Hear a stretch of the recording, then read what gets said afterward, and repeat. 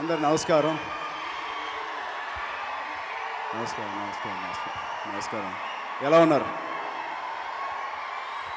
ఇక్కడికి వచ్చిన పెద్దలకి, స్టేజ్ మీద వచ్చిన గెస్టులకి, మా ఫ్రెండ్స్కి, మీడియా ఫ్రెండ్స్కి అండ్ మా ఎక్స్టెండెడ్ ఫ్యామిలీ మెంబర్స్ అందరికీ నమస్కారం. ముందుగా ఈ పాటలకి మ్యూజిక్ ఇచ్చిన చిరంతన్ నాకు ఎప్పటి నుంచో తెలుసు. నేను ఒక అద్భుతమైన సినిమా తీసాను హిందీలో, ఆ సినిమాకి కూడా తన మ్యూజిక్ అందించాడు. అలా తెలుసు నాకు సినిమా. సో ఈ సినిమా పాటలు ఇప్పుడే విన్నాను and it's amazing Chirantan, congrats. ఇది కంచె ఫిలిం ఆడియో ఫంక్షన్ కన్నా సీతారాం గారి శాస్త్రిని మీ అందరం ఫెలిసిటేట్ చేసుకునే ఫంక్షన్ లాగా ఉంది. So I'm proud and I'm privilege to be at this dais and sharing this. ఆయన ఈ ఫంక్షన్కి రావడం ఎంత బాగుందో, ఆయనతో పాటు ఇలా నుంచోవడం అనేది ఇంకా గర్వంగా అనిపిస్తుంది. థ్యాంక్ యూ శాస్త్రి గారు, మాకు అలాంటి అవకాశం ఇచ్చినందుకు. కింద సోఫాలో కూర్చుని కృష్ణ పక్కకు వచ్చాడు. కృష్ణ ఒకసారి ఇట్రా ఇట్రా, చరణ్ ట్రైలర్ నీకోసం మళ్ళీ వేస్తున్నాను అన్నాడు. థ్యాంక్స్ క్రిష్ అన్నాడు. చూసిన తర్వాత నేను మంచి సినిమాలు తీస్తాను, నాకు ఒక అవకాశం ఇవ్వా అన్నాడు. నేను నవ్వా.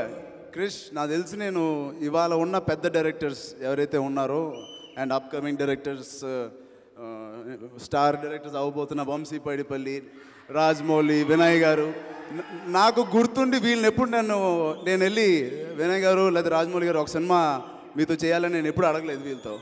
నేను అడిగిన ఏకైక డైరెక్టరు 5 సంవత్సరాల నుంచి అడుగుతున్నాను, అది క్రిష్. ఎప్పటి నుంచి క్రిష్, ఎప్పటి నుంచి అడుగుతున్నాను నేను? అదో 4 years. 4 years అంటే ఇప్పుడు ఆ కథ చెప్పట్లేదు కదా? ఆ కథ చెప్తున్నాను. సో ఇతనే మాకు ఎప్పటి నుంచో తెలుసు. తన సినిమాలు రాకముందు, నేను సినిమాలు రాకముందు నుంచి మంచి ఫ్రెండ్స్ మేము. సో నేను, మన రాఘవేందర్ గారు అబ్బాయి ప్రకాష్, రానా, అందరం ఒక బ్యాచ్ అన్నమాట. సో ఒకరోజు తన ఏదో కథ ఉంది చరణ్ అని చెప్తే ఇంటికి రమ్మన్నాను. వచ్చాడు, మంచి కథ చెప్పాడు, సూపర్ స్టోరీ, అదిరిపోయింది.